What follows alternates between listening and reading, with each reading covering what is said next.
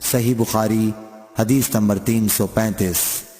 جابر بن عبداللہ نے خبر دی کہ نبی صلی اللہ علیہ وسلم نے فرمایا، مجھے 5 چیزیں ایسی دی گئی ہیں جو مجھ سے پہلے کسی کو نہیں دی گئی تھیں۔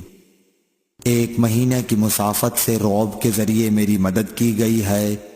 اور تمام زمین میرے لیے سجدہ گاہ اور پاکی کے لائق بنائی گئی۔ پس میری امت کا جو انسان نماز کے وقت کو جہاں بھی پالے اسے وہاں ہی نماز ادا کر لینی چاہیے، اور میرے لیے غنیمت کا مال